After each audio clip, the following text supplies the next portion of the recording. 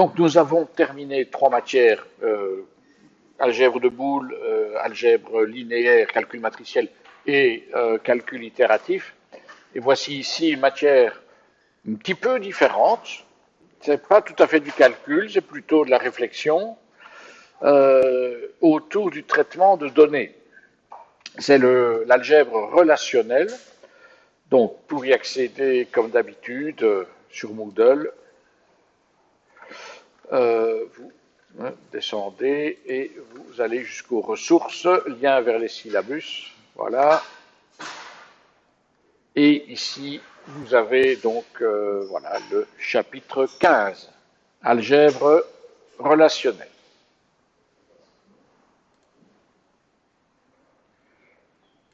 Voilà. Alors, dans cette algèbre relationnelle, c'est un peu différent des autres matières, c'est pas les mêmes outils. Alors, bien sûr, il y a un syllabus ici, syllabus algèbre relationnelle Croza. Je le télécharge déjà, comme ça je suis tranquille, et je le mets dans, ici, 4e A2, ops, algèbre relationnelle, voilà. Il y a également au syllabus un complément au syllabus avec des petites notes supplémentaires. C'est un fichier ODS, donc tableur, hein, LibreOffice Calc. Voilà, je le télécharge. Et on va déjà certainement aujourd'hui faire des exercices. Alors là, vous voyez qu'il y a 1, 2, 3, 4 batteries d'exercices. Mais regardez les extensions. Vous avez des fichiers ODS pour les premiers, mais ODB pour les suivants. Alors ODB, c'est Open Document Base. On va voir tout de suite ce que c'est. C'est en fait la base de données de OpenOffice. Donc, je télécharge déjà 15.00 énoncé.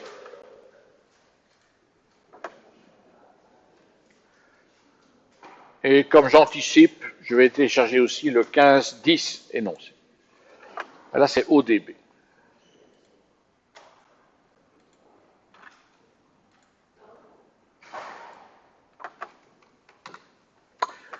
Voilà donc, non, ça, c'est pas ça que j'avais. C'est algèbre relationnelle. Donc voilà, j'ai téléchargé 4 fichiers.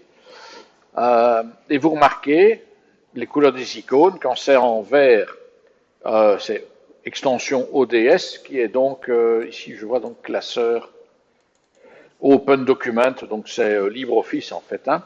Mais vous avez aussi un fichier ODB qui lui est une base de données Open Document. On verra ça, c'est en mauve. On verra ça un peu plus tard, plutôt vers la fin de la soirée. Donc nous allons commencer par le côté le plus ennuyeux, peut-être, c'est la théorie. Il y a un peu de théorie. Il y a surtout un lexique à bien comprendre. Il y a des mots, des concepts qu'il faut bien comprendre. Et on va commencer par ça. Bon, donc je commence par le PDF ici.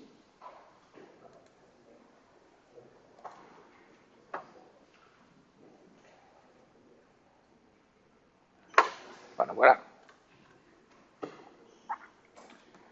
Donc c'est un syllabus qui n'est pas à moi, mais qui, à 90%, je suis assez d'accord avec ce qui est mis dedans, donc c'est pas mal du tout. Donc, de quoi est-ce qu'on parle? Algèbre relationnelle. Donc, il y a des relations. Qu'est-ce que c'est que des relations? C'est un mot un peu bizarre, hein, je l'avoue. En fait, c'est tout ce qui touche au format base de données, aux tables et aux vues. Est-ce qu'il y a ici des gens qui n'ont jamais suivi de cours de base de données? Tout le monde a des notions, hein, SQL, tout ça, ça va un peu. Ok, ça va. Donc, ce qu'on va voir ici, cette algèbre relationnelle, comme on dit, c'est le fondement du langage SQL.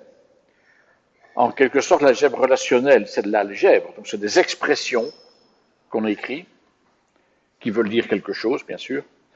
Et le langage SQL, en quelque sorte, est un dérivé de cette algèbre et implante en langage machine les concepts d'algèbre relationnelle. Mais attention, une expression SQL, c'est pas de l'algèbre.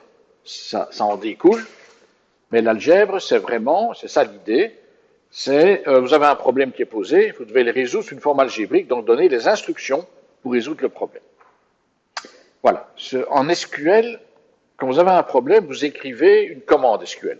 Select, blablabla, from, gna gna gna, where, truc. Voilà, qui y ressemble. Mais ici, on a vraiment des instructions qui se suivent, comme si on programmait des commandes, hein, faire un script en quelque sorte. C'est ça qui va être un peu différent et qui va perturber certains, parce que certains vont réfléchir tout le temps. Il y a des étudiants qui font du SQL depuis assez longtemps, parfois, hein, par 5-10 ans, certains. Hein. Et donc là, évidemment, ils sont tellement branchés SQL qu'ils ont un peu de mal à sortir du schéma SQL. Bon, voilà. Alors, mais je vais, plutôt que de lire tout ce blabla ici, qui est assez abstrait, je vais directement ouvrir le complément au syllabus. Vous pouvez l'ouvrir aussi si vous voulez, mais il n'y a pas grand-chose. Hein, c'est plutôt une illustration du cours. Voilà. Donc ça, c'est ici. Pour une fois, je vais me lever. Si je vous parle d'une relation dans le cadre de cette matière, il faut comprendre une table de base de données ou une vue. Alors, je ne sais pas si le terme vue est le terme que vous utilisez, parce qu'enfin, on utilise le mot query. Il y a parfois ça aussi. View, en anglais. Ça dépend du système où on se trouve. Donc, query, view, table, tout ça, ce sont des relations. Ça s'appelle une relation. Donc, voilà un exemple. Voilà un exemple ici de relation. Alors, on va le disséquer, hein, et puis, parce que ça doit être familier, hein, ce genre de choses. Je ne pense pas que vous tombez de votre chaise en voyant les données qu'il y a là. Mais on va le disséquer parce qu'il y a des termes que je vais utiliser et qu'il faudra bien situer. Vous avez le schéma. Ça, le schéma, c'est les titres des colonnes. Donc, cette table-ci, ou cette relation-ci, pour être plus précis, a donc un schéma avec 4 champs, 4 colonnes. Et ces colonnes sont repérées, sont identifiées par un nom de colonne, par exemple titre, et, disons, un type de données. Le type de données, on ne va pas trop jouer avec ça. Ce sera integer, string, voilà. On ne va pas faire des trucs très complexes. Dans les implantations de bases de données, là, bien sûr, il faut parfois être plus précis. Hein. Un string, il faut donner sa longueur, enfin, on est invité à donner sa longueur, enfin, etc. Il y a des décimales, etc., en fonction du nombre d'octets qui sont consacrés. On ne va pas aller dans le détail comme ça, nous on va travailler à un niveau un peu plus élevé. Donc ici, on a, voilà, donc une relation composée donc d'un schéma et d'une extension. Donc l'extension, c'est ça, c'est les données proprement dites. Donc, et on dit, parce que là, dans les termes compliqués, il y en a encore des nouveaux, il y en aura plusieurs, hein, des termes compliqués, attendez-vous. Hein. Il y a des tuples.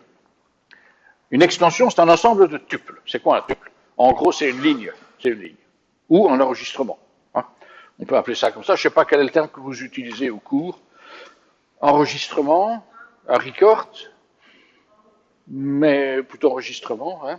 Ici, on va parler de tuples. Voilà, tuples parce que c'est pas forcément des données sur le disque dur, c'est peut-être des données calculées à partir d'une vue ou de calcul, en fait, tout simplement.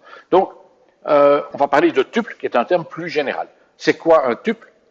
C'est une liste de données. Donc, un exemple de tuple, voilà. Ça, c'est un tuple. Voilà. C'est l'ensemble des données d'une ligne de la relation. L'idée du tuple, c'est que, normalement, vous ne pouvez pas le casser. Le tuple, c'est l'élément fondamental de la donnée. Cendrillon, le film Cendrillon, sorti aux États-Unis en 1950, est réalisé par Clyde Geronimo. Ça, c'est une information sous forme de tuple, qui est donc complexe, sous plusieurs types. Voilà. Donc, on revient maintenant dans l'autre sens. Vous voyez ce que c'est qu'un tuple, vous voyez ce que c'est qu'un ensemble de tuples qui forment l'extension de la relation, le schéma qui guide sur le type de données et des colonnes, et l'ensemble de tout ça vous forme donc une relation. Donc de temps en temps on parlera de tuple, de temps en temps d'extension, de temps en temps de schéma, donc il faut bien repérer de quoi je parle. C'est ça, le côté un peu difficile ici, c'est ce vocabulaire. Voilà, donc ceci étant assez concret, là il n'y a pas d'algèbre. Là je décris les données, donc ok, elles sont là, voilà. Elles sont détaillées, définies, point. Mais nous allons aller vers l'algèbre parce que nous allons résoudre des problèmes. Nous allons nous poser des questions. Y a-t-il des films sortis en 1960?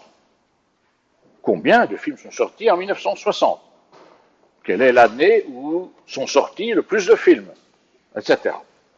Il y a des tas de questions qui doivent se traduire par une expression algébrique et puis par du SQL. Alors, bon voilà, reprenons le syllabus ici. Donc, quand on vous parle ici de la représentation d'une information sous une forme relationnelle, c'est ce que je viens de vous montrer, hein, intéressante, bien entendu, car les fondements mathématiques du relationnel, plus sérieusement, sont pour manipuler, oui, bla bla bla bla. Bon, alors, voilà, l'algèbre donc permet d'exprimer des questions ou des requêtes posées à une représentation sous forme d'expression algébrique.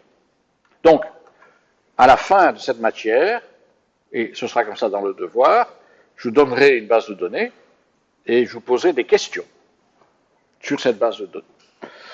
Et cette question, vous voudrez d'abord les résoudre par algèbre. Voilà les opérations dont j'ai besoin pour répondre à la question. Et puis ensuite, vous allez l'implanter en véritable base de données. Alors, il faut des opérateurs. Parce qu'on va faire des opérations. Hein? Vous n'avez pas qu'une table, il y en aura plusieurs des tables. Il faudra les joindre. Il faudra les couper peut-être, parce qu'on n'a pas besoin de toutes les colonnes, ou on n'a pas besoin de toutes les lignes. Donc, il va falloir un peu masquer des lignes et tout ça. Alors, on a ici les opérateurs de base. Alors, quand on dit opérateur de base, il s'agit bien d'une vision technique, pas d'une vision pratique. En pratique, ce qu'on utilise le plus, ce sera la projection, la restriction, la jointure. Voilà. Projection, restriction, jointure. On va définir ce terme dans quelques minutes. Hein. Vous verrez que dans les bases de données, vous allez vous y retrouver. Projection, restriction, jointure. Ça, en pratique, c'est ce qu'on va utiliser le plus. Mais dans l'approche de l'algèbre, il faut 5 opérateurs de base. 5 opérateurs indépendants. Les autres en découlent, en fait. Alors là, bon, on a union, différence, projection, restriction et le produit cartésien. Ok, voilà. Et ensuite intersection, jointure et division. Alors, bon, je ne vous cache pas que la division, parce qu'il y a moyen de diviser une table par une autre. C'est un peu bizarre, mais il y a moyen de diviser une table, une relation, par une autre. C'est un peu étonnant. Mais la mauvaise nouvelle, c'est que c'est compliqué. Le concept est compliqué, parce qu'il n'est pas intuitif. La bonne nouvelle, c'est qu'on n'en a pas besoin. Donc, on ne va pas l'étudier au cours. Voilà. Donc, c'est quand même une bonne soirée qui s'annonce, puisque je vous ai dit que le plus compliqué, il ne faut pas le voir, parce qu'on n'en a pas besoin. Voilà. Par contre, il y a quand même le reste. Hein. Il faudra un petit peu s'accrocher. Si vous avez une expérience en base de données, ça va aller. Hein, mais c'est les termes qui ne sont pas les mêmes et l'approche qui n'est pas tout à fait la même. Bon. Alors, oui, ça, on passe, voilà. Alors, donc il y a des opérateurs. Voilà, c'est la partie ici un petit peu barbante du cours. Je vais vous lister les quelques opérateurs et puis on va faire des exercices. Au début, des exercices un peu manuels à la main et puis après, on passera en base de données. Alors, le premier opérateur, c'est ce qu'on appelle la projection. Alors, pour dire les choses de manière un peu vulgaire, la projection, c'est comme les select en SQL. Quand est-ce qu'on utilise un select en SQL? C'est le début de l'instruction SQL, select, machin, c'est pour dire je veux telle colonne, telle colonne, telle colonne. Select A, B, C, je veux les colonnes A, B, C, je ne veux pas voir les autres. Ou select star, si je veux tout voir. C'est un peu l'équivalent ici, mais attention, il ne s'agit pas de remplacer select par projection, non, il s'agit d'une opération qui part d'une relation donnée et qui génère une nouvelle relation. D'accord? Donc, tout comme vous avez avec les nombres, le nombre 2 et le nombre 3, je vous demande de faire l'addition, ça fait 5. 5 est un nouveau nombre. D'accord? Donc, il y a des opérateurs sur des nombres qui génèrent un nombre. Eh bien, ici, c'est la même chose. Il y a des opérateurs sur des relations qui génèrent des relations. Et c'est comme ça qu'il faut réfléchir et ordonner son esprit dans le bon ordre. Donc, la projection, donc, on précise une relation, donc une table, hein, si vous voulez, et les colonnes que vous voulez voir affichées. Exemple. Voilà une relation qui s'appelle personne. 3 colonnes nom, prénom, âge. Vous voyez les termes qu'il y a dedans.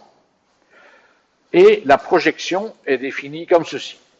Donc, regardez bien la syntaxe, parce que c'est elle qu'on va utiliser. Donc, projection, premier argument, c'est le nom de la table. Les arguments qui suivent sont les colonnes que vous voulez projeter. Et donc là, il y en a deux. Il y a nom et âge. Je rappelle que dans la table de base, vous avez 3 colonnes. Nom, prénom, âge. Donc, dans le résultat, R, donc, on obtient la relation R composée des 2 colonnes nom et âge. Donc, le schéma a été réduit et les tuples qui ont été raccourcis également. Donc, plus que Dupont et Durand. Donc, c'est vraiment un select. Voilà, un select. C'est comme ça qu'il faut raisonner. Hein. J'ai une relation au départ, personne par exemple, j'applique l'opération ici de projection, donc l'équivalent du select, avec les arguments qu'il faut, ops, voilà, et j'obtiens une nouvelle relation qui s'appelle R. Voilà, et c'est comme ça qu'on va travailler. Et c'est comme ça que dans les devoirs, vous allez devoir travailler également. Bon, donc, techniquement, c'est assez simple à comprendre. Hein. C'est juste que j'insiste sur la syntaxe et tout, parce que quand il faudra tout mettre ensemble, ça va être plus compliqué. Ici, ça a l'air simple, mais ça va peut-être changer. Hein. Alors, remarque importante, la projection élimine les doublons. Alors ici, il n'y en a pas. Il n'y a pas de doublon. Donc un doublon, c'est 2 tuples qui ont les mêmes valeurs. Toutes les valeurs. Les mêmes. Ici, ce n'est pas le cas. Hein. De toute façon, dès le départ, il n'y a aucune valeur en double, donc il n'y aura pas de doublon. Mais on va rencontrer ça dans les exercices qu'on va faire. Donc, je le note. Vous devez le retenir pour les exercices qu'on va faire après. Pardon? C'est comme select distinct. C'est ça. Select distinct. C'est l'équivalent de. Alors, qu'est-ce que je voulais dire? Alors, on peut se demander pourquoi il faut supprimer les doublons. Donc, ça, c'est une partie intrinsèque de l'algèbre. Mais là, je peux donner des exemples de la vie d'entreprise assez réelle. Imaginons, vous avez un client, vous êtes une entreprise, vous avez un client, vous lui envoyez le même jour 2 factures au même client, le même jour, avec le même montant. Alors, si le client, par exemple, je ne sais pas moi, le client, on est l'école ici qui a commandé du café, par exemple. On a fait une première commande aujourd'hui de, je ne sais pas moi, 50 kilos de café. Ça coûte combien le café au kilo? Je ne sais pas moi. 10 euros? Non, c'est difficile à dire. 500 euros de café, allez. On va dire 500 euros de café. Et le même jour, en fait, on se dit après 1 heure, non, je me suis trompé, je vais faire une autre commande parce que c'est trop peu. Je sais que c'est trop peu, donc j'envoie 1 heure après une deuxième commande de café, 50 kilos également, donc même montant, bien sûr. Alors, on peut se poser, là on est dans les commandes plutôt que les factures, mais ça revient au même. Le fournisseur qui reçoit les 2 commandes, dit que c'est le même client, c'est le même montant, c'est la même date, qu'est-ce qu'il va se dire?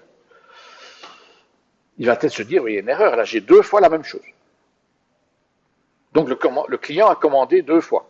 Donc, si c'est les deux, imaginez que c'est des feuilles de papier, où il n'y a que ça, hein, le nom du client, la date, le montant, les 2 papiers, donc c'est la même chose.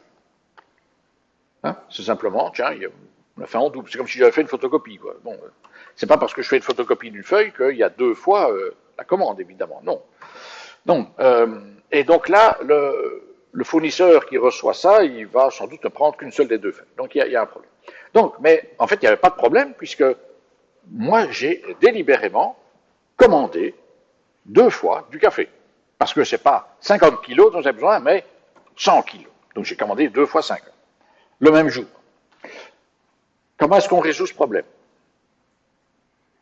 Comment faire en sorte que le fournisseur comprenne que c'est bien 2 commandes différentes et que donc il doit fournir 2 fois 50. Comment on fait? En termes de données. Pas d'idée. Les gens qui travaillent en entreprise doivent un peu savoir. Le truc, c'est l'identifiant de la facture. Par exemple, la première facture s'appelle facture numéro 1. La deuxième facture, la commande, pardon, c'est commande numéro 1, excusez-moi. La deuxième commande, envoyée une heure après, doit porter un autre numéro, commande numéro 2. Alors là, le fournisseur de café, il va voir les deux, il va dire, ah, commande numéro 1, commande numéro 2. Là, il n'y a pas de doute, c'est 2 commandes différentes. Donc, pour revenir à ce sujet-là, donc voilà ici, la projection élimine les doublons, parce que quand vous avez des doublons, on ne sait plus identifier les différents. Donc, la décision en cas de doublon, on considère que les 2 doublons sont équivalents et on n'en garde qu'un seul. Voilà, je reviendrai avec ça dans la pratique un peu plus tard. Excusez-moi? Alors, ça pourrait être la clé primaire. Alors ici, le terme clé primaire, je l'utilise pas tellement. Dans les exemples, vous voyez là, il n'y a pas tellement de clé primaire. Mais, en quelque sorte, ça pourrait être ça. Hein, ça pourrait. Et si mais là, en fait, je n'utilise pas la clé primaire parce que ça va compliquer les choses. Et parfois, on va chaque fois devoir se préciser, est-ce que je tiens compte de la clé primaire pour définir mes doublons ou est-ce que je ne tiens pas compte de ma clé primaire? Voilà, ça c'est parce que la clé primaire, c'est un identifiant technique, plutôt au niveau de l'implantation technique de la base de données. Hein, la clé primaire ne peut pas servir, par exemple, si vous êtes dans le business avec des commandes, des factures, vous ne pouvez pas utiliser la clé primaire comme numéro de facture. Ça, c'est... Enfin, vous allez dire, pourquoi pas, vous allez me dire. Hein? Non, mais vous ne pouvez pas le faire. La clé primaire doit rester d'un usage strictement interne à la table. En fait, vous ne pouvez pas le faire. À court terme, il n'y aura pas de problème. À moyen terme, vous en finirez par en avoir un. Supposons, par exemple, que... Ça, c'est le cas de figure un peu catastrophique pour celui qui gère une base de données. Enfin, catastrophique. C'est le défi qui est d'envergure. Une entreprise A. Vous travaillez dans une entreprise A. Cette entreprise A fusionne avec l'entreprise B.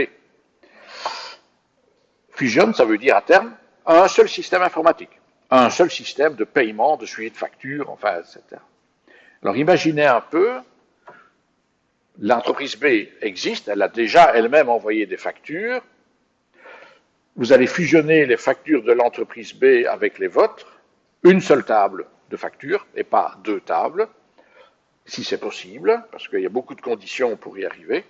Mais en tout cas, dans ce cas-là, si vous avez utilisé la clé primaire comme identifiant de la facture et que la clé primaire ne peut jamais être changée, comment est-ce qu'on va faire? On est dans le baba. Hein? On est coincé. On est coincé. Donc si ça avait été le cas, que l'entreprise B avait utilisé les clés primaires comme numéro de facture, donc comme identifiant externe et pas uniquement interne, là donc il y aurait une impossibilité presque de faire la fusion des données. Voilà. Ou alors il aurait fallu, mais c'est du chipotage, que la clé primaire devienne une clé non primaire, et alors on rajoute une vraie clé primaire. Enfin, bon. J'espère que vous ne connaîtrez pas ce genre de situation, parce que c'est casse-tête. Bon, voilà. On y reviendra dans la pratique. Hein. Pour l'instant, on fait un peu de théorie. Deuxième opération, la restriction. Bon, la restriction, c'est comme le where. C'est-à-dire, plutôt que d'avoir autant de lignes, avec mon where, je vais réduire, j'aurai que les lignes qui m'intéressent. D'accord? C'est une opération sur les tuples. Alors, quand vous avez R1, une relation, la restriction s'écrit donc avec le mot restriction sur R1 avec une condition. Et la condition, ben, ça vous les connaissez si vous avez fait du SQL. Par exemple, ici, regardez la même table personne, Dupont-Pierre qui a 20 ans, Durand-Jean qui a 30 ans. La restriction sur personne, c'est par exemple, la condition, c'est âge supérieur à 25. Ça veut dire que le résultat est une nouvelle relation, mais cette nouvelle relation, donc, il n'y a que les tuples où l'âge est supérieur à 25. Donc là, il y a deux tuples, là c'est 20 ans, là c'est 30 ans, on ne garde que le 30 ans. Et on garde toutes les colonnes. Ici, on ne touche pas aux colonnes, on touche aux lignes, aux tuples. Donc voilà le résultat de la restriction. Voilà, c'est une seule. Donc là, vous voyez, on dit, ben oui, en SQL, on a la même chose, hein, c'est vrai. En SQL, il y a le where qui permet de réduire le nombre de lignes et le select qui réduit le nombre de colonnes. Voilà. C'est un peu ça. Sauf qu'ici, c'est deux opérations différentes. Donc, deux lignes différentes dans le script que vous pouvez écrire. OK.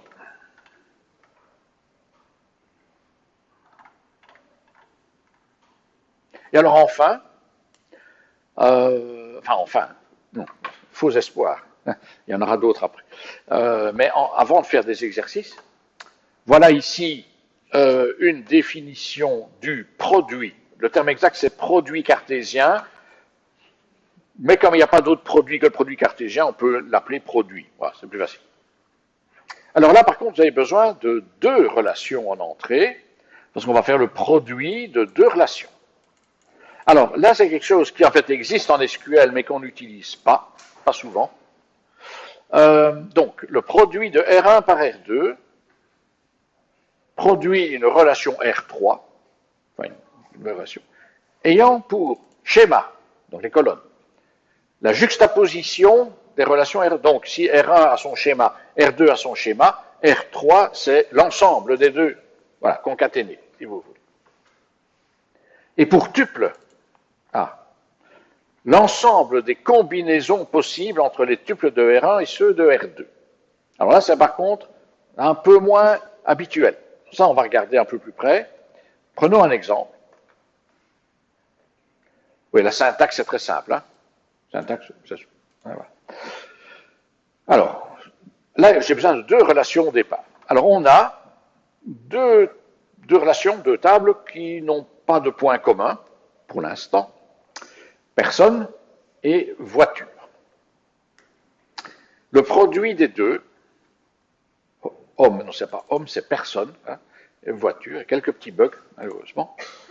Il y a également un autre bug, c'est que Tesla et Citroën ne sont pas des types de voitures, ce sont des marques de voitures. Mais la 2 chevaux est un type de Citroën. Donc il y a une inversion des deux colonnes. Bon, c'est pas très grave. Le produit de personne par voiture, c'est quoi? Ben d'abord, on juxtapose les schémas. Donc, vous prenez le schéma de personne, nom, prénom, âge. Voilà, vous le mettez ici. Voilà, vous l'avez là. Et type et marque, vous le mettez ici à droite. Voilà le schéma du produit des deux tables. Et pour ce qui est des tuples, ce sont les combinaisons. Donc, alors, je vais prendre Durand, Pierre, 20 avec d'abord Tesla Model X. Dupont, Pierre, 20, Tesla Model X. Ensuite, Dupont, Pierre, 20 avec Citroën, 2 chevaux. Dupont, Pierre, 20, Citroën, 2 chevaux. Et je continue. Hein. Durand, Jean, 30 avec Tesla Model X. Durand, Jean, 30, Tesla Model X. Et enfin, Durand, Jean, 30 avec Citroën, 2 chevaux. Durand, Jean, 30, Citroën, 2 chevaux. Donc ça a l'air long et fastidieux. Rassurez-vous, c'est les machines qui font ça à notre place. Mais pour vous dire que vous avez là toutes les combinaisons des tuples de part et d'autre. Et donc, il y en a 2 fois 2, 4. 2 tuples dans l'une, 2 tuples dans l'autre, 2 fois 2, 4 tuples en tout. Voilà, ça c'est le résultat du produit. Alors là, la question qui va se poser, c'est à quoi ça sert? Alors ça ne sert pas à grand-chose, disons-le tout de suite. Tel que c'est là, ce résultat est souvent un résultat intermédiaire, à partir duquel on va faire des restrictions, des machins comme ça. Mais pour l'instant, ceci est une opération de base qui a son utilité dans certains cas de figure, quand justement vous devez combiner des éléments hétérogènes. Ça peut arriver dans certains cas, quand vous faites des allocations, par exemple. Des allocations, on peut imaginer que ce genre d'algorithme intervienne dans des cas particuliers, comme par exemple, ici à l'école, il faut allouer en début d'année, on va allouer les classes aux cours, les cours aux profs, voilà. Et alors là, on ne sait pas à l'avance quelle classe sera pour quel prof et pour quel cours, parce que ça dépend du nombre d'étudiants inscrits, enfin, etc. Ça dépend de l'équipement de la classe. Bon, tableau interactif, oui, est-ce qu'il faut encore un tableau noir comme ici, voilà. Bon. Il y a des tas de paramètres, mais globalement, il y a un tableau d'allocation, et au début, quand on fait ces allocations, on n'a pas de... On fait le combinatoire, et on regarde tout ce qui est possible, et puis on enlève ce qui ne convient pas. Mais c'est des cas assez particuliers. Bon, alors.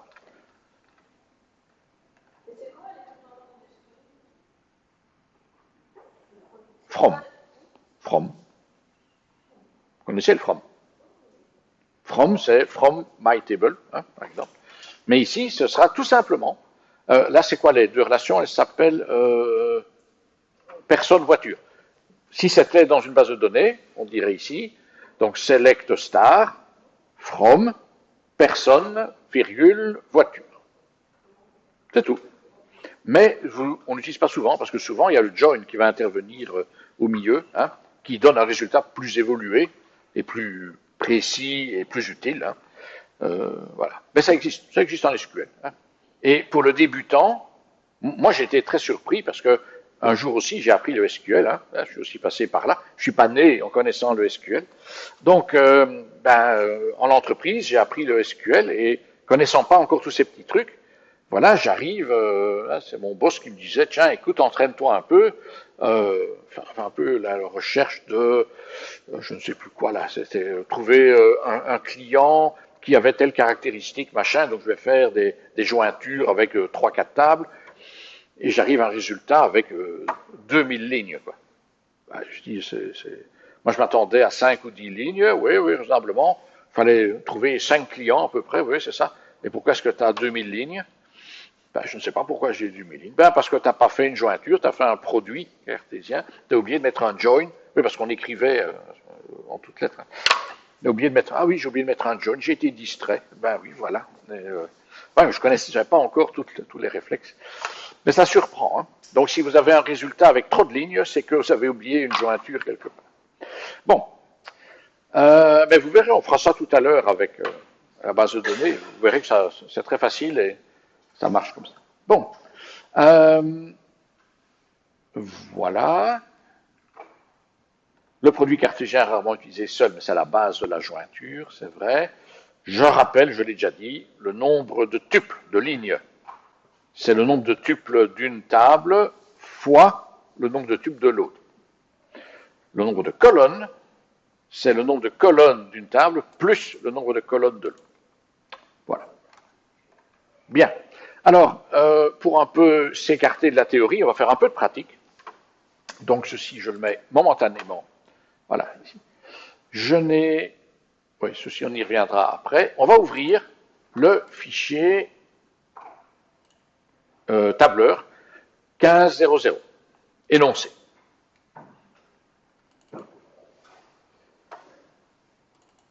Voilà. En fait, là-dedans, il y a plusieurs feuilles, hein, mais les autres feuilles, vous voyez, sont marquées obsolètes.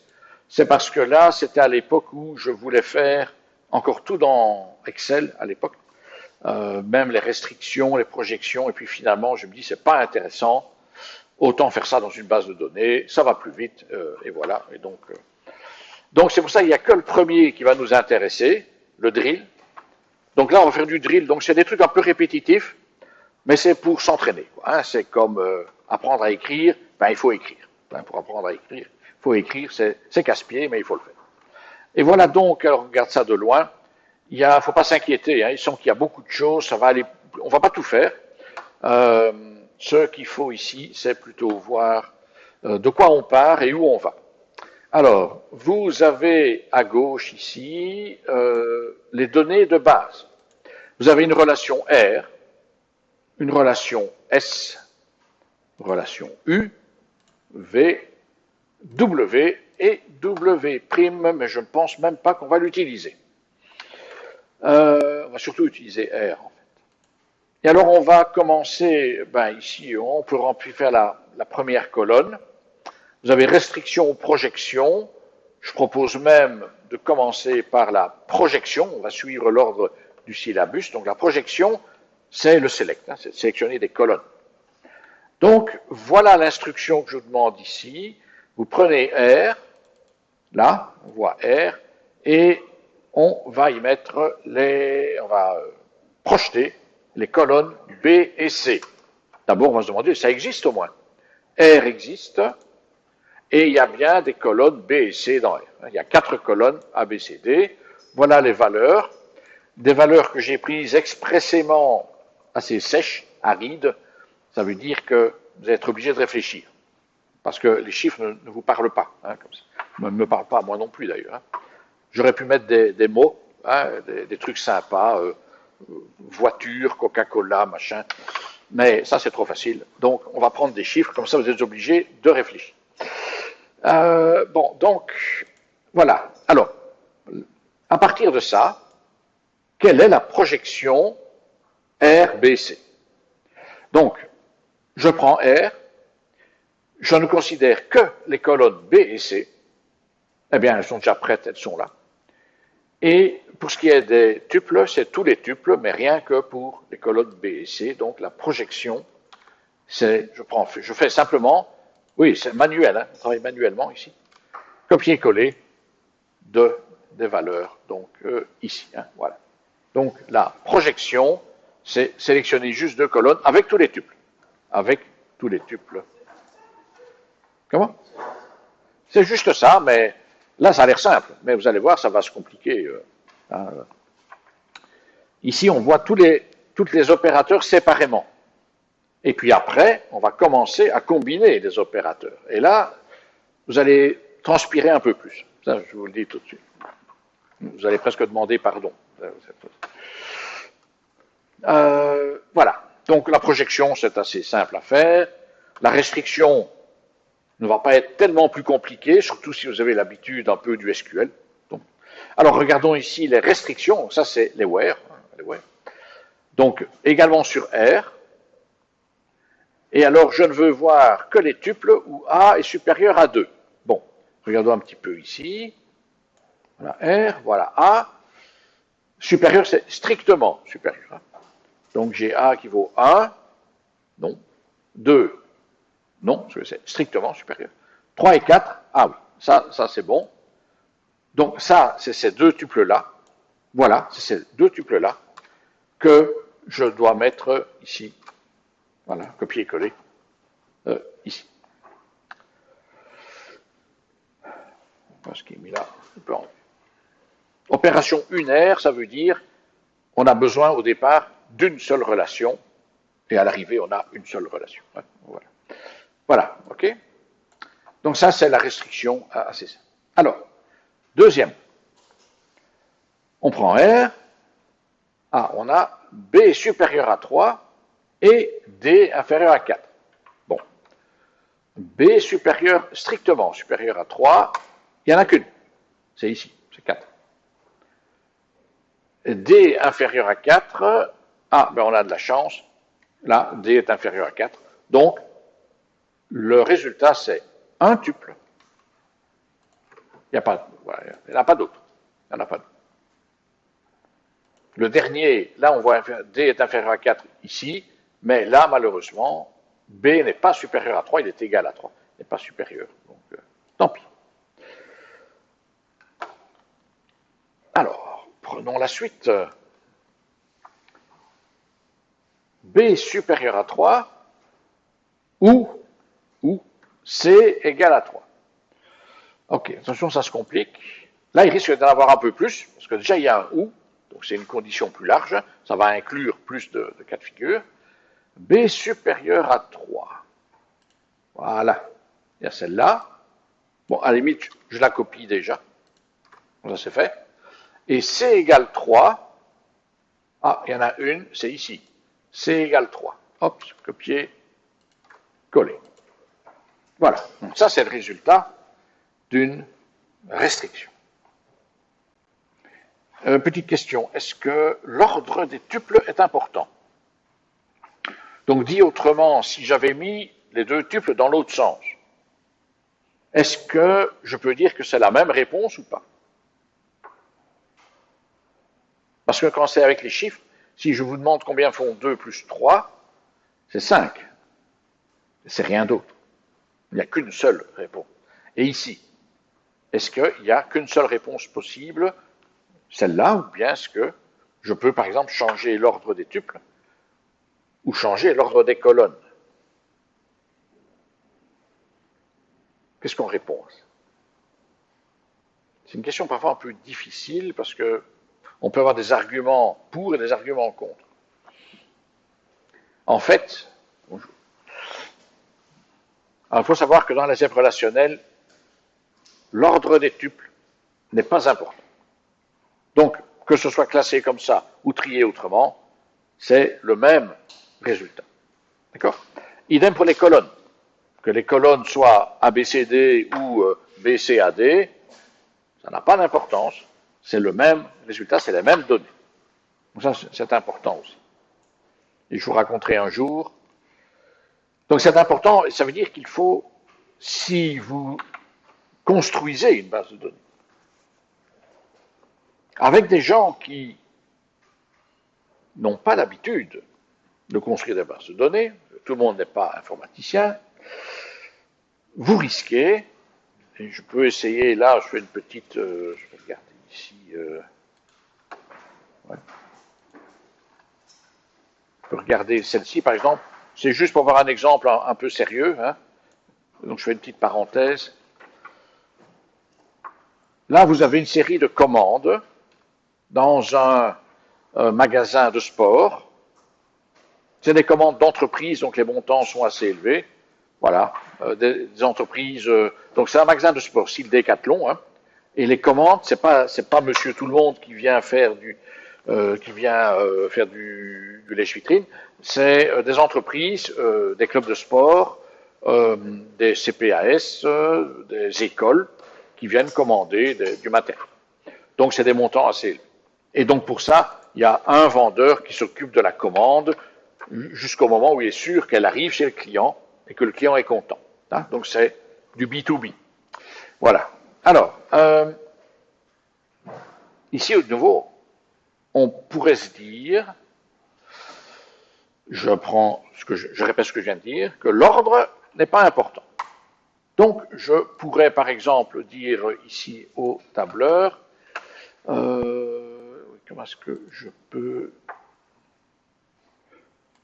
autofiltre, voilà. Je peux, par exemple, donc là c'est classé, on voit bien que c'est classé par produit, ben, je pourrais les classer par catégorie. Oups, voilà. Voilà. Est-ce que c'est toujours la même table ou est-ce que mon information a changé?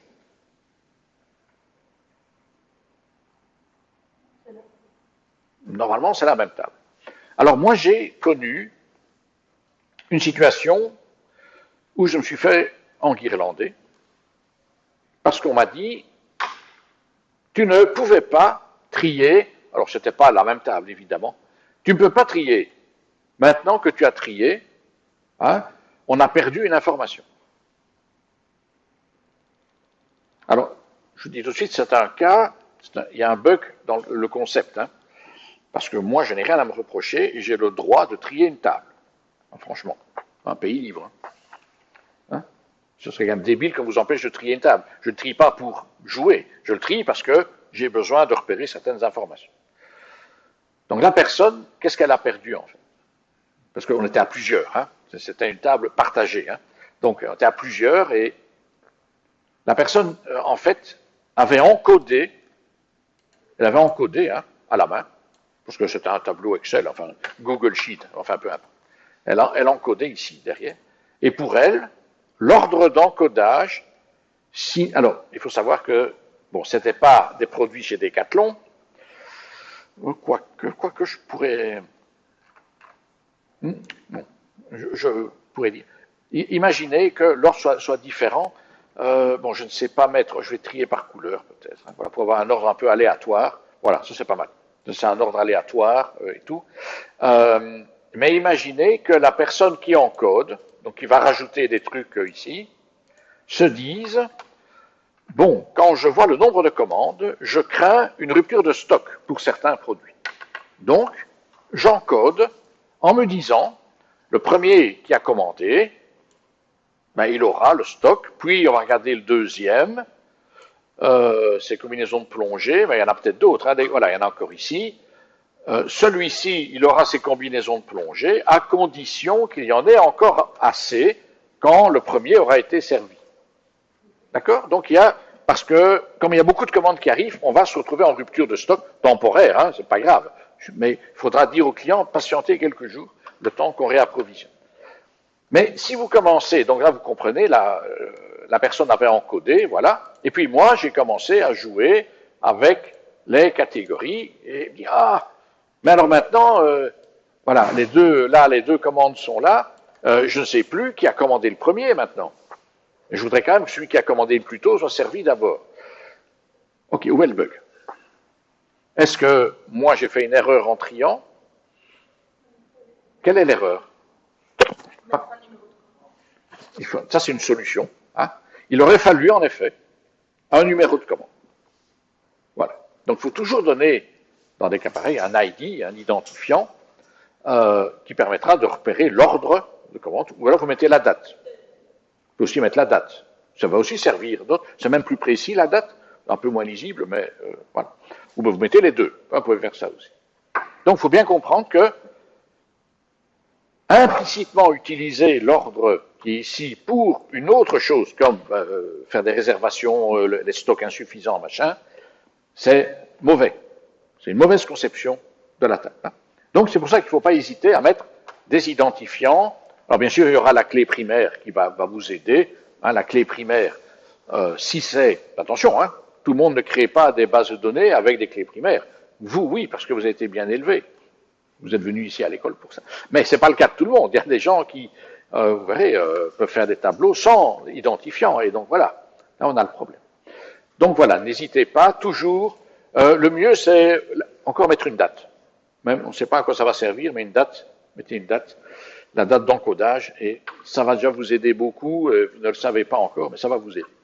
Voilà, donc ça c'était une petite parenthèse sur la conception de table. Donc, tout le monde doit avoir le droit, par exemple, de trier ou de changer l'ordre des colonnes si ça lui plaît, enfin, ou des choses pareilles, et sans que ça perturbe le travail des autres.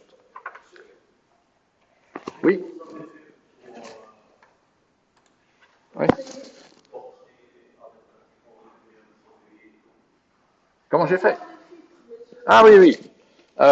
Bon, ça c'est dans Excel, donc alors faut voir jusqu'à quel point le logiciel sélectionne automatiquement. Comme je ne suis pas entièrement sûr, je sélectionne à la main, comme ça, mais parce qu'il y a des colonnes vides. Enfin bon. Donc j'ai sélectionné toute ma zone, et alors on est dans Données, et là vous avez Autofiltre. Voilà. Autofiltre, c'est sympa. C'est pas que des filtres, c'est également des tris. D'ailleurs, ça va ensemble. Tri et filtre, c'est souvent les deux ensemble, puisque vous avez ici le tri par couleur, ou alors des filtres. Là, on ne sait pas filtrer beaucoup, puisque c'est du texte. On ne sait pas filtrer. Je ne sais pas ce qu'on peut faire. Filtrer non vite les 10 premiers. Enfin bon. Bref. Ben voilà. Alors, revenons un petit peu ici et reprenons un peu le problème posé. De quoi est-ce qu'on parlait maintenant? Des restrictions. Donc, j'ai fait ici la restriction un peu plus avancée. Donc, quelles sont les lignes, quels sont les tuples qui me reste après cette restriction-ci, donc B supérieur à 3 ou C égale 3. Donc voilà, on a bien les deux, hein, B supérieur à 3 parce qu'il vaut 4 que j'ai mis là, et là C égale 3, hein, et donc je l'ai copié ici. Ok. Le dernier, toujours R, B supérieur à 3 et D différent de 2. Alors, j'ai R qui est ici, B supérieur à 3, on commence à le connaître, hein, c'est cette ligne-là. D différent de 2. Ah, problème, là D est égal à 2. Donc je ne peux pas utiliser. Donc là, c'est vide, le résultat est vide. Donc le résultat est vide, ce n'est pas un bug. On peut parfaitement avoir une relation où il y a 0 tuple dans l'extension. Hein. Ce n'est pas considéré comme un bug, c'est dans certains cas très souhaitable. Vous pouvez me donner un cas dans le business où on a envie que votre query ne donne rien.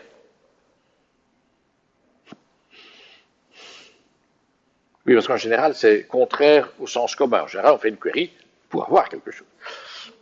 Hein, c'est-à-dire, mais ici, une query où on est content que ça qu'on ne rencontre, ben, c'est par exemple la liste des clients qui ont des factures impayées. Si, pour le mois dernier, par exemple, hein, les clients, factures impayées, si vous avez une liste vide, chouette, aucun client n'est de facture impayée, donc tout le monde a payé. Voilà, il ne faut pas faire de rappel, on économise de l'énergie, de l'énervement, des choses pareilles. Ou alors ça veut dire qu'on n'a pas encodé de facture, attention. Hein. Ça c'est beaucoup moins bon, hein, mais ça peut arriver aussi. Si vous n'avez pas encodé de facture, ben, il n'y aura pas de facture impayée non plus.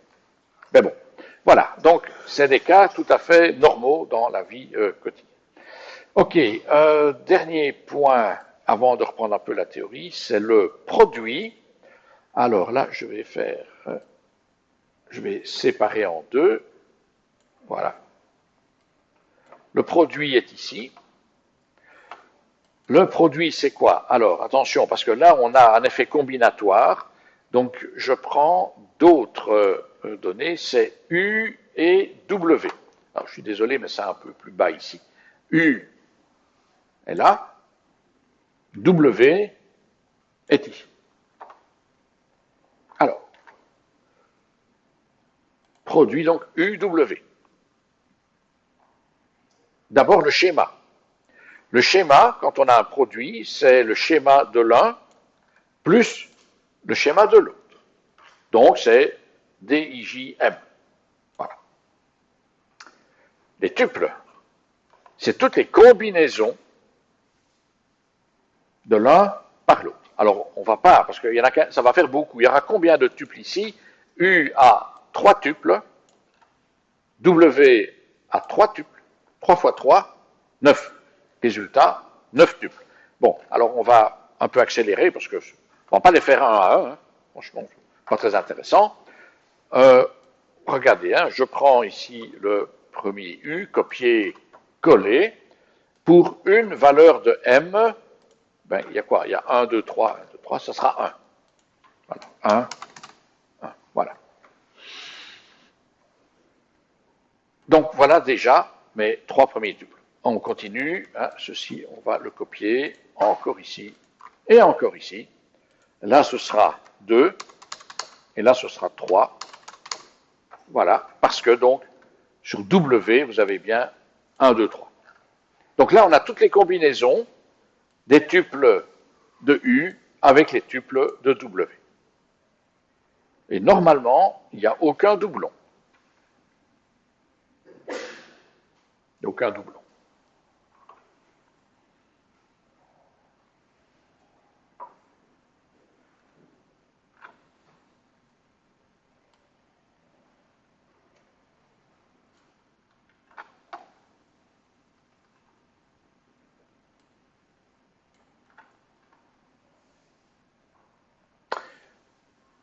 J'ai fait une erreur. J'ai fait une erreur, et j'étais en train de tiquer parce que j'ai donné le cours cet après-midi, et il me semble qu'il y avait un doublon quelque part. Parce que je viens de dire ici dans le produit, là, il n'y a aucun doublon, et je me dis, mais tout à l'heure, il y avait un doublon quelque part. Et justement, eh bien oui, il y a un doublon quelque part et ça m'a échappé.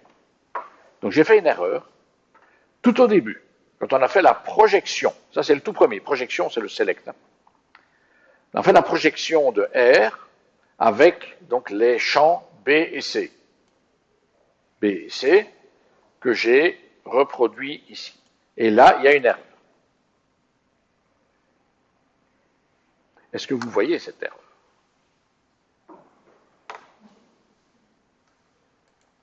Là, il y a une erreur. Alors, je sais que c'est parce que je le sais que je vous le dis, mais ce n'est pas intuitif. Quelle est l'erreur?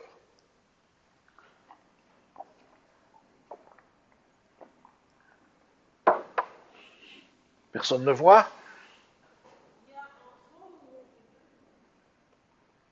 Il y a quoi, vous dites?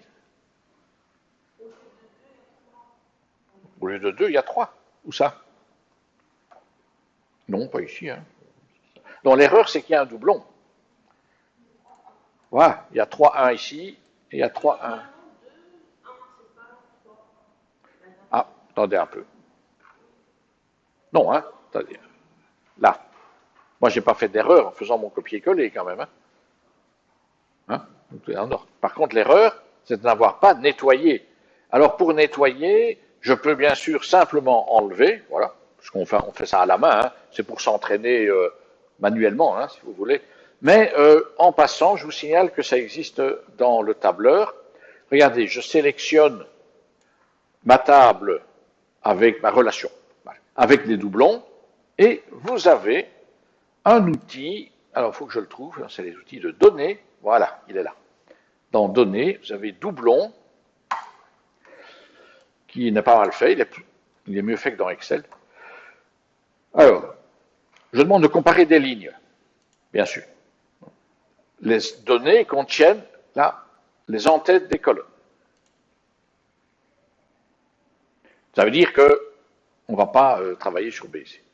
On compare tous, et alors le doublon est défini avec une paire de valeurs, donc B et C. Hein, le doublon est défini sur les deux, et parce qu'on peut aussi définir un doublon sur une seule valeur, que B ou que C. Bon, mais ça c'est pas ça. Ici, c'est un tuple qui est doublon. Et qu'est-ce qu'on fait avec ces doublons? On les sélectionne ou on les supprime? Ben, on les supprime. Donc là, vous allez voir, le 3-1 va disparaître. Et voilà, il a disparu. Le doublon.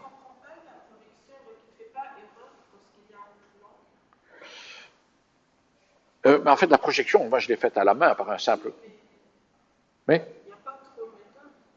non, de toute façon, la manière de travailler ici, on l'a fait que maintenant et puis c'est fini. Hein.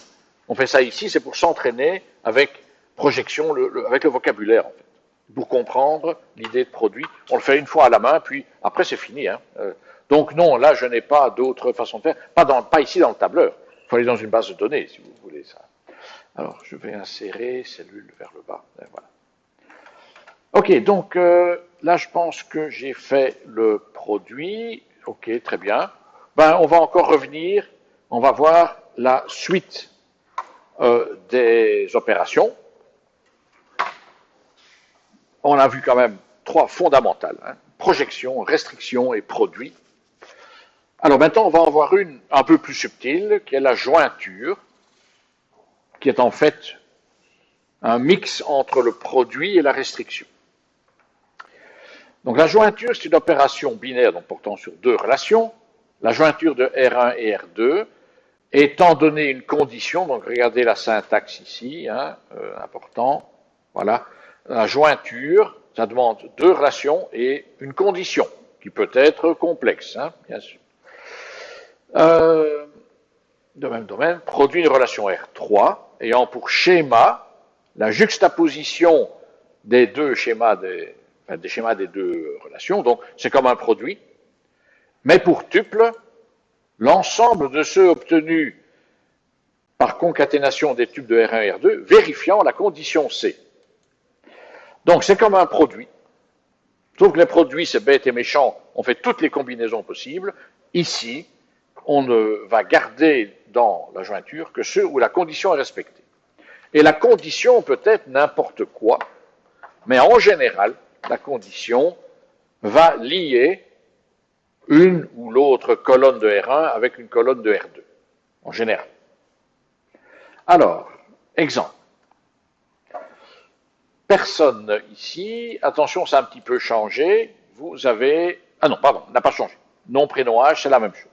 Ce qui a changé, c'est l'autre. C'est voiture.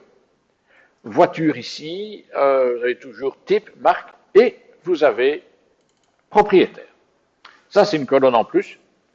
Et là, bien sûr, vous sentez venir la jointure, parce que là, on a Dupont propriétaire, Durand et Dupont.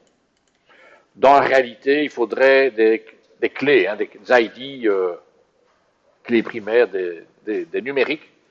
Ce serait beaucoup plus rapide, bien sûr. Bon, ici, momentanément, on travaille à un niveau plus conceptuel, donc l'implantation technique n'est pas la priorité ici. Voilà. Par contre, lier propriétaire avec le nom ici de l'autre table, ça va jouer.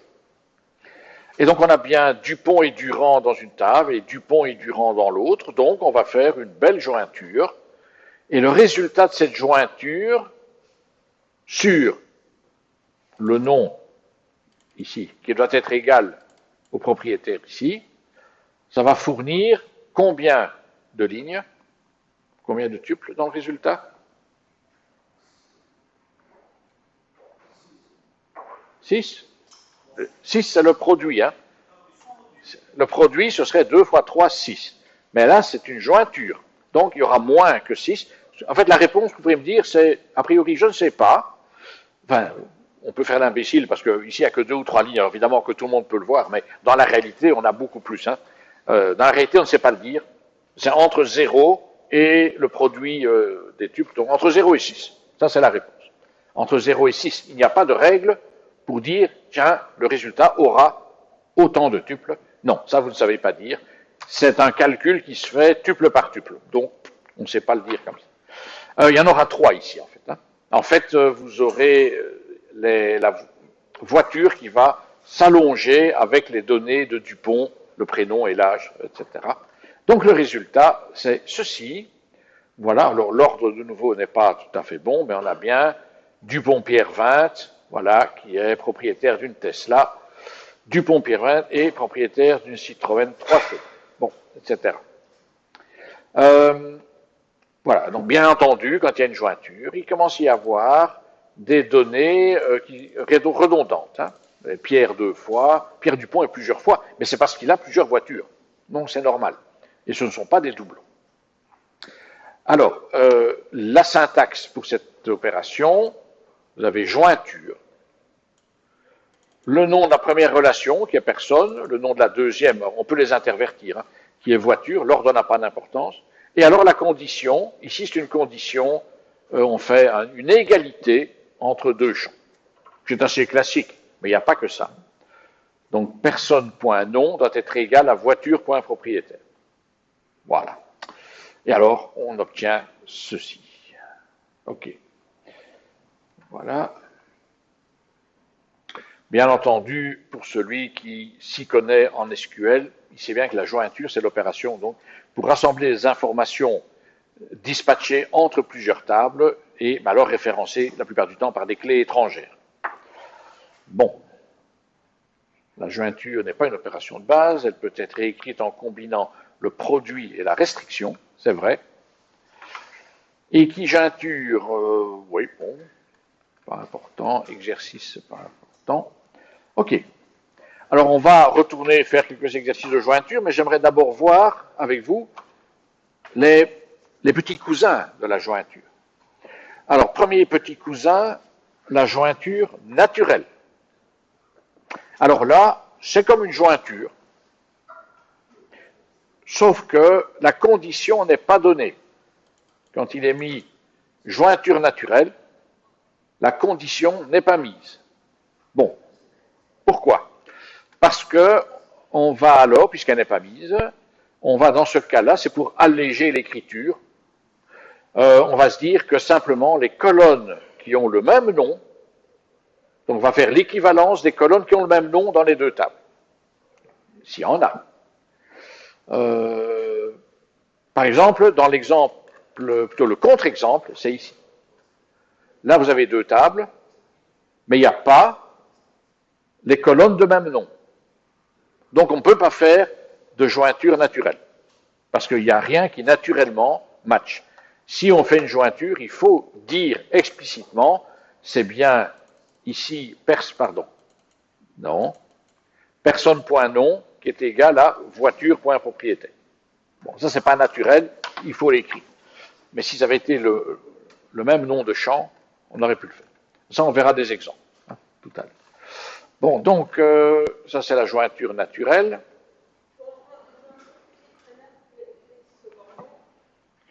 J'ai pas compris. Ah, vous pouvez.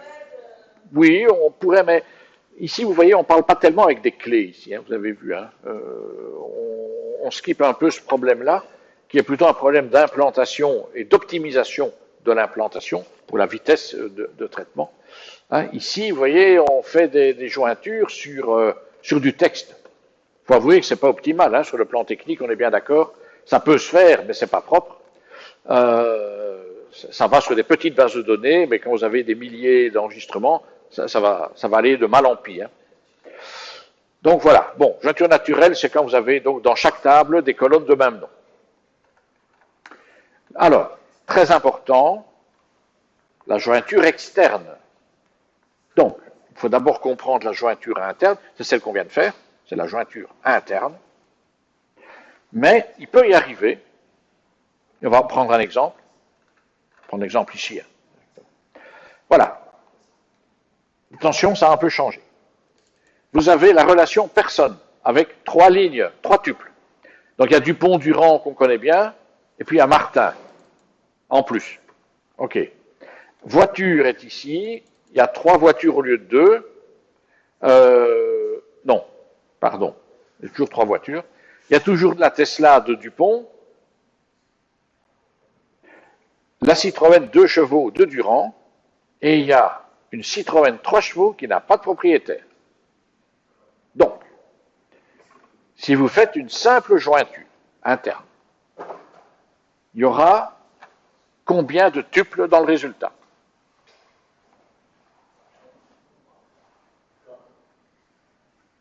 Non.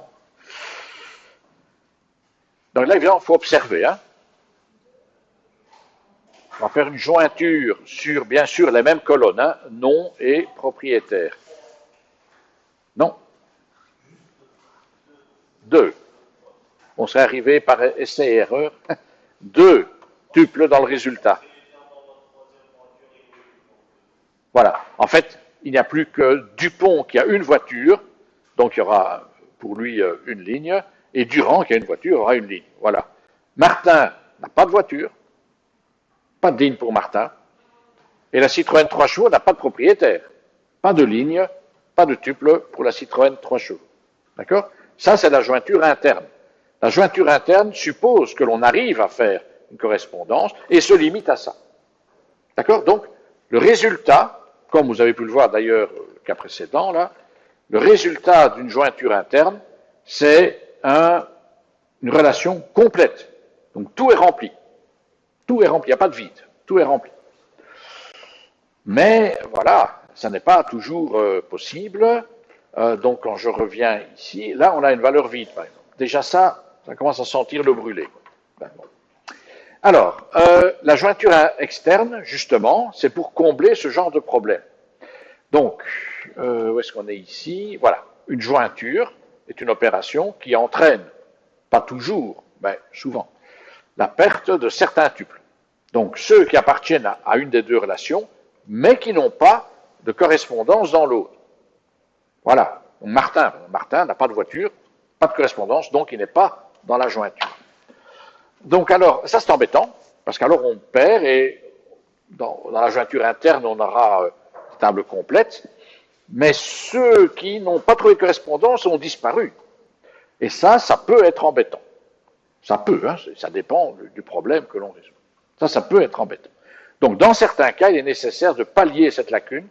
On va introduire la notion de jointure externe. Alors, la jointure externe entre R1 et R2, une jointure qui produit relation R3, avec conditions et machin, à laquelle on ajoute les tuples de R1 et ceux de R2 qui ont été justement exclus par la jointure. Et on complète avec les valeurs nulles pour les attributs de l'autre relation. Donc, exemple. Exemple, revenons ici. On reconsidère ceci, et maintenant on va parler d'une jointure externe, qui est donc une jointure interne, plus des tuples supplémentaires. Donc, regardons le résultat, c'est ça, la jointure externe. On remarque donc, je vous disais, donc il y a deux voitures, la Tesla et la 2 chevaux, qui ont chacun leur propriétaire, et les propriétaires sont là avec toutes les données. C'est parfait. Là, vous avez deux lignes complètes. Deux lignes complètes. Voilà. Ça, c'est donc la jointure interne. Mais elle est complétée avec les orphelins, si j'ose dire, qui n'ont pas trouvé, ou les célibataires, qui n'ont pas trouvé de petits copains dans l'autre table. Donc Martin n'a pas de voiture. N'a pas de voiture. Martin, on l'a mis quand même parce que, voilà, on est égalitaire, les singles sont acceptés. Martin ici, mais voilà, pour type marque propriétaire, c'est nul, nul, nul. Ouais, pas de données. Et alors, dernier, c'est la Citroën 3 chevaux qui n'a pas de propriétaire, la pauvre petite. Donc, elle est ici, on l'a bien mise quand même, on l'a inclus, mais évidemment, pour le propriétaire, il n'y a pas de valeur. C'est nul, nul, nul aussi. Ça, c'est la jointure externe. D'accord? Donc, c'est très important ici, parce que vous avez, ça dépend du problème, bien entendu. Si vous voulez juste avoir la liste des propriétaires avec leur voiture, vous faites une jointure interne, fini, terminé. Si maintenant vous voulez connaître la liste des gens qui n'ont pas de voiture, la question est négative. La liste des gens qui n'ont pas de voiture, alors là, il faut une jointure externe, justement, pour avoir Martin dans la liste. Ou la liste des voitures. Vous voulez connaître la liste des voitures qui n'ont pas de propriétaire. De nouveau, question négative. Les voitures qui n'ont pas de propriétaire. Eh bien, jointure externe, là au moins, ces voitures-là vont apparaître et on va les faire une restriction par après. Mais ça c'est plus tard. Voilà, donc ça c'est la jointure externe complète. Ce qu'on dit en anglais, vous avez sans doute le terme en SQL, full outer join. Vous connaissez déjà le join, ça veut dire inner join, jointure interne. Ça dépend du langage. Le SQL, il y a des dialectes et tout ça. Inner join, donc ça c'est jointure interne. Le full outer join, c'est ça. Full parce que c'est les deux côtés, gauche et droite. Mais ce qui est le plus utilisé, c'est surtout la left join, left outer join. Left join en abrégé. Ici, la jointure externe gauche. Jointure externe gauche de R1 et R2, jointure externe pour lesquelles on ajoute seulement les tuples de R1, la relation de gauche, les autres, et donc pas ceux de R2. Parce que c'est souvent dans un sens qu'on en a besoin et pas dans les deux. Jointure externe droite, c'est comme la gauche, mais à droite, donc c'est presque un copier-coller. Jointure externe droite, jointure externe pour laquelle on ajoute seulement les tuples de R2, voilà. Et voilà, bon, ça c'est bon. Donc, jointure externe, par défaut, c'est gauche et droite, et un sous-ensemble, c'est la gauche ou la droite. Ça dépend des cas de figure. Mais en général, c'est une de ces deux-là qu'on utilise. En pratique, en pratique. Voilà, les syntaxes sont très simples.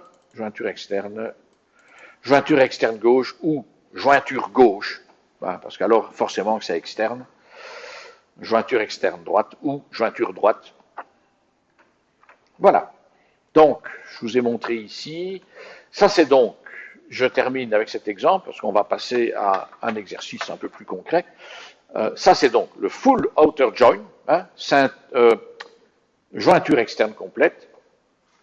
La jointure externe gauche n'aurait renvoyé que les trois premiers tuples, ces trois premiers, avec des nuls ici, pas le quatrième. La jointure externe droite n'aurait renvoyé que les deux premiers, donc l'inner join, et le dernier, qui est le right join. Voilà. Voilà. Bon, important, hein, tout ça quand même. Ok, ça va.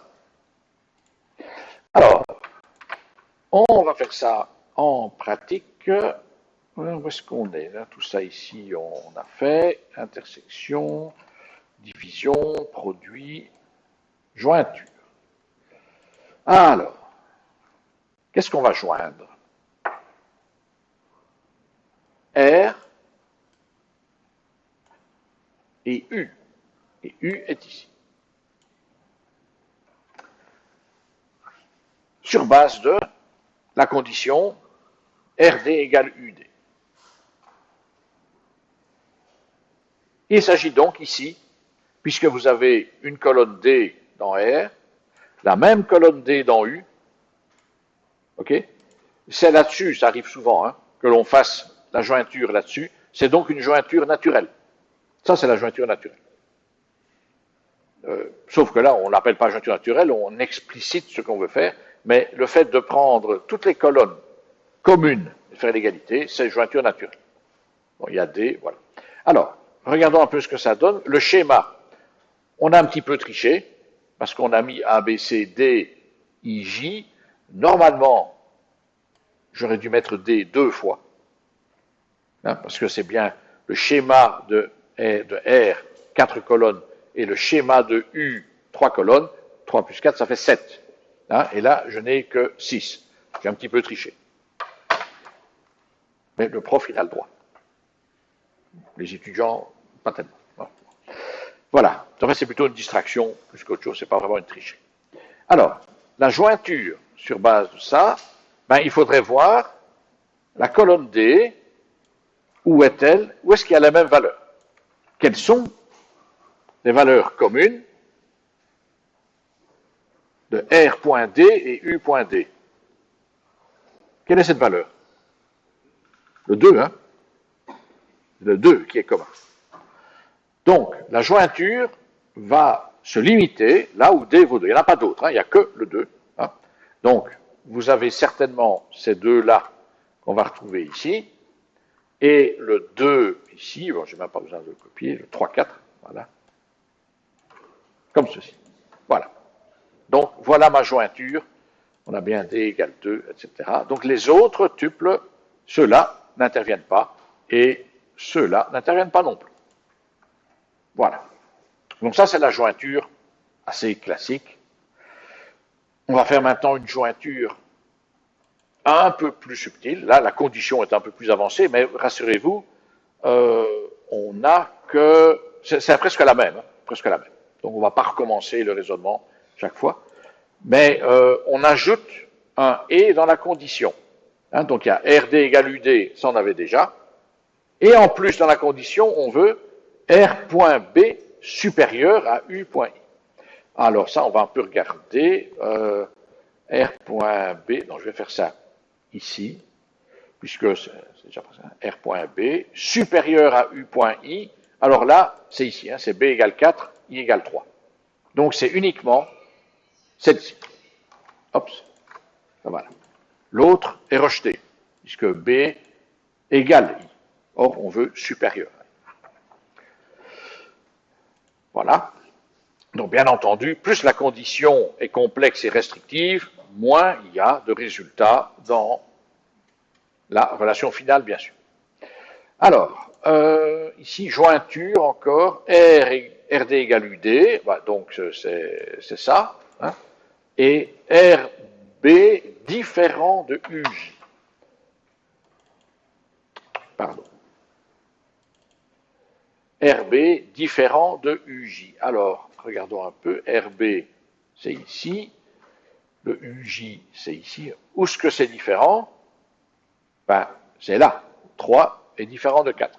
Donc, voilà la seule valeur ici dedans. Voilà.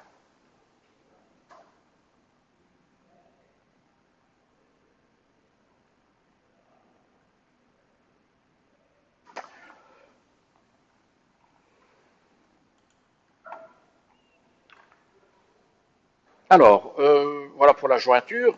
On ne va pas aller plus loin dans ces petits drills. Hein. Ces petits drills, c'est juste pour s'exercer et apprendre les termes, la syntaxe, enfin, et tout ça. Alors, la jointure naturelle, ce n'est pas très intéressant à faire ici. La jointure naturelle entre R et U, toujours les mêmes relations. Ben, en fait, vous l'avez ici. Hein. C'est donc colonne D, là, et U colonne D. Donc, voilà, jointure naturelle, c'est la colonne D. Donc, le résultat, c'est exactement le même qu'ici. C'est même pas très intéressant comme question. C'est un peu du réchauffé. Voilà. Là, c'est fini. Ah, mais il nous reste encore ceci. Voilà, ça c'est peut-être le plus sophistiqué. Ce sont les jointures externes. Ok. Alors, les jointures externes. Et après, on a quasiment fini. Jointure externe droite, jointure externe gauche et jointure externe full. Je les mets dans cet ordre-là parce que comme on fait tout manuellement, c'est plus facile comme ça. Alors, jointure externe droite. Je rappelle que c'est d'abord une jointure interne complétée par les tuples de la relation de droite qui n'ont pas trouvé de correspondant. Donc, moi, j'ai d'abord besoin de la jointure interne. Mais, comme c'est une coïncidence extraordinaire, c'est ça que j'ai fait ici. Ça, c'est la jointure interne. Hein? Donc, la jointure interne, je l'ai déjà calculée, et je ne vais pas m'amuser à la recommencer. Je reprends ceci, et je le mets là. Voilà, là, une partie de la réponse. C'est au moins la jointure interne RI. Plus, alors là, je dois regarder, externe droite. Quelle est la relation de droite? C'est U. Ouais, c'est U. C'est U, la relation de droite, hein, c'est le deuxième terme là. Quels sont les tuples de U qui n'ont pas trouvé de correspondance dans R? Ben là, évidemment, il faut d'abord se dire, mais quels sont ceux qui en ont trouvé un? C'est avec le 2. C'est le 2, hein, la valeur correspondante. On avait trouvé ceci, hein, plus ça, à cause du 2. Donc, il y a deux tuples de U, ces deux-ci, qui n'ont pas de correspondant dans R. Et donc ça, je vais les ajouter ici. Voilà. Et là, on va écrire un petit nul.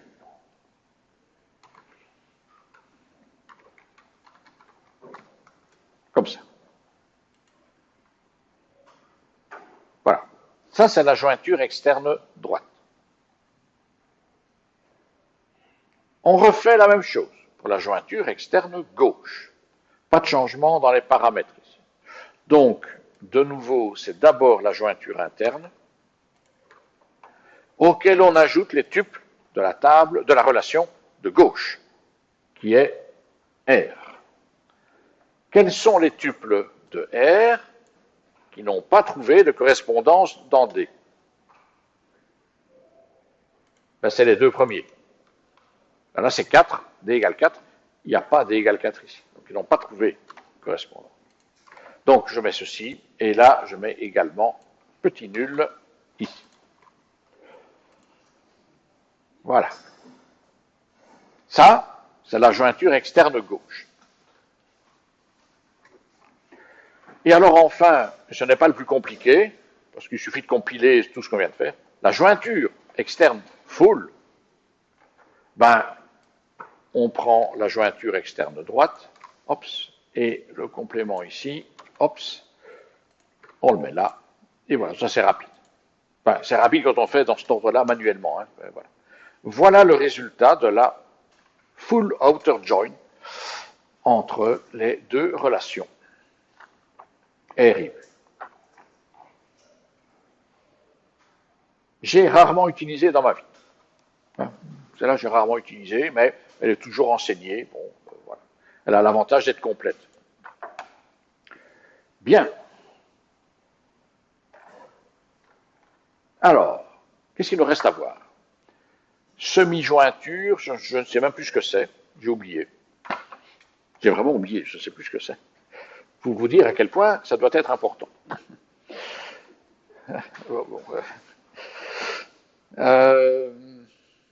Je ne sais même pas si c'est dans le syllabus. Donc je ne sais pas comment ça se fait que ça se retrouve là, mais enfin bon. Voilà. Donc dans le syllabus, on a vu projection, restriction, produit, puis on a vu jointure et ses petits cousins, jointure interne, jointure naturelle, jointure externe, gauche, droite, full. OK. Il nous reste à voir ici, ce n'est pas le plus difficile, mais ce n'est pas le plus intéressant non plus. Je veux dire, si, c'est important dans certains cas, mais pas la vie de tous les jours. C'est pas le genre de choses qu'on fait tous les jours, sauf circonstances très spécifiques. Les unions, les différences et les intersections. Ça intervient quand vous faites des fusions de bases de données. J'ai déjà parlé, c'est tout à l'heure, je ne sais plus. Non, je crois que c'est maintenant. Vous êtes l'entreprise A, vous êtes informaticien dans l'entreprise A, vous fusionnez avec l'entreprise B, et on vous dit, il faut que le fichier client soit consolidé. Donc le fichier client de l'entreprise B doit joindre le fichier client de l'entreprise A. Ça, c'est une union. En théorie. Dans la pratique, n'allez pas rigoler. Parce qu'il n'est pas du tout dit que l'entreprise B modélise un client de la même façon que l'entreprise A. Pour dire concrètement, ce n'est pas forcément les mêmes colonnes. Les colonnes n'ont pas forcément les mêmes noms, mais ça, c'est pas trop grave, si c'est juste ça. Mais il y a peut-être pour les clients des informations que l'entreprise B utilise, que l'entreprise A n'utilise pas. Donc il y a de l'information qui arrive, je ne sais pas où la mettre. Qu'est-ce qu'on fait? Ben voilà. Fusionner des bases de données, c'est un travail qu'il vaut mieux refuser si on veut garder la santé. Non, c'est vrai, c'est un travail qui peut être très lourd, très long, qui est très sensible. Imaginez qu'en fusionnant les données de l'entreprise, il y a des bugs. Vous allez perdre des données sur les clients, enfin c'est une catastrophe. Et ça va être de votre faute. Donc, faites attention. Donc c'est dangereux. Il faut vraiment aller mollo. Alors, bon, ça ne vous empêche pas, je vais quand même expliquer l'union. Donc, vous partez de deux relations R1 et R2, même schéma. Déjà ça, c'est tout un art. Ça produit une relation R3, de même schéma, constituée de l'ensemble des tuples qui appartiennent à R1 ou R2. Attention, on retire les doublons. On va faire un exercice avec ça. La différence, ça va, c'est encore assez intuitif, c'est des mathématiques modernes. Entre R1 et R2, c'est les tuples de R1 qu'il n'y a pas dans R2. Voilà. Et bien entendu, vous pouvez aussi faire dans l'autre sens. Et l'intersection, je crois que ça va aller assez vite aussi, c'est les tuples qu'il y a à la fois dans R1 et dans R2. Voilà. Et là, il y a des instructions SQL qui existent, alors pas dans tous les langages. Union, ça existe. Différence, ça je suis moins sûr. Intersection, ça existe dans certains langages SQL. Bon.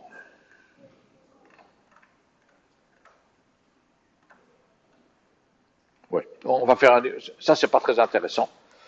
Parce que là, tout ce que vous pouvez faire avec ces deux tables, déjà, c'est un peu débile.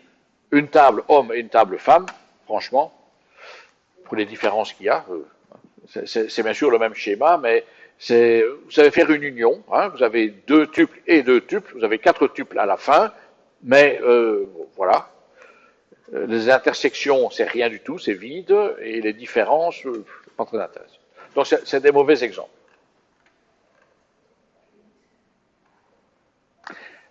Et alors, si vous aimez les mots de tête, voici ici, je vous présente, messieurs, mesdames, la division de deux tables. Alors là, c'est pas partie de la matière, mais je vais quand même en parler parce que c'est vrai que ça a été imaginé. Et ce n'est pas implanté en SQL. Donc, ça va être compliqué si on en a besoin, mais de nouveau, c'est un cas rare. Moi, en 15 ans où j'ai travaillé sur les bases de données, je crois que j'ai eu besoin de ça une fois. C'est quoi une division? Mais on va travailler sur un exemple. D'abord, ce n'est pas une division au sens algébrique, mais c'est une division, il faut considérer une division entière. Quand je demande 5 divisé par 2, le résultat, ce n'est pas 2,5. Le résultat, c'est 2 et il reste 1. C'est la division entière. Alors, les quelques fondamentaux, ne lisez pas. Prenons un exemple. Voilà une table qui s'appelle pratique. Et là, on a listé des gens avec leur métier. Il se fait que Dupont a 2 métiers, ingénieur et professeur. Durand a un métier, il est professeur. Martin a 2 métiers, ingénieur et professeur. C'est un peu bizarre comme table, parce que déjà on a l'impression que c'est une table qui a été construite à partir d'autres, c'est pas faux, à partir d'un produit par exemple, c'est pour ça qu'on parle de division. C'est vrai qu'on peut faire des divisions sur des tables qui sont le résultat d'un produit ou d'une jointure, sinon c'est pas possible. Bref, et alors vous avez une autre table ici qui est beaucoup plus petite, il y a juste métier, ingénieur, professeur. Ça va? Donc on a bien compris, Dupont a les 2 métiers, Martin également, mais pas Durand. Alors la division de la table pratique par la table métier va vous donner des tuples, bien sûr, avec ici les personnes pratiquant tous les métiers, c'est-à-dire Dupont et Martin. Donc, le résultat, c'est ça.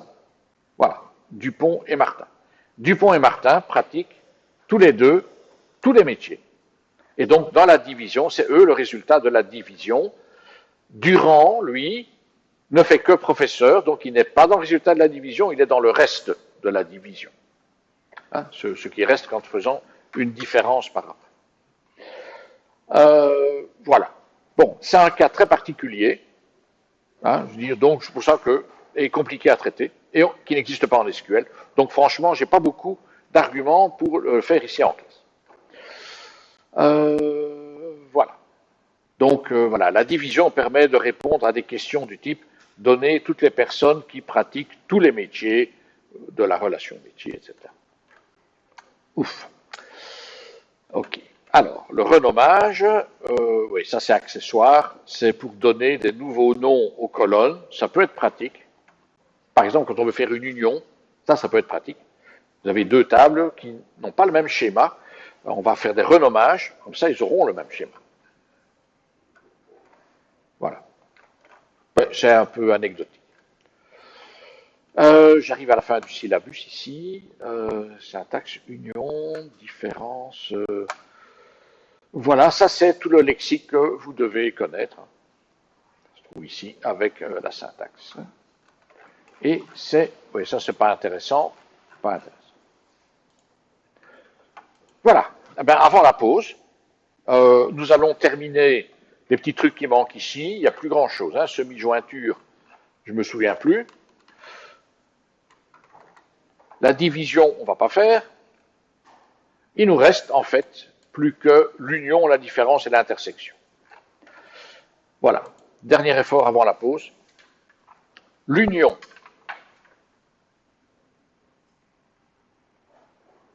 De quoi? De R et de S. D'abord, première question, puis-je faire cette union? Est-ce que techniquement, je peux faire l'union de R et de S? Oui, pourquoi? Parce que, attendez, vous avez dit les mêmes valeurs. De quoi? De colonnes. Ah oui, donc le même schéma. Ça, c'est le terme qu'il faut dire. Parlez snob, hein, c'est le même schéma. Quoi. Ça va? Très bien. C'est le même schéma, donc on peut faire l'union, et le résultat aura le même schéma. Alors, bien sûr, je peux faire ça comme un bourrin, c'est-à-dire, je prends l'un, ça c'est R, ça c'est S, je le prends ici, copier-coller, voilà, et je me dis, terminé. C'est correct? Est-ce que c'est correct? Ça pourrait, mais c'est pas sûr. Pourquoi? Est-ce que c'est correct? Et s'il y a une erreur dans le résultat, dites-moi quelle erreur.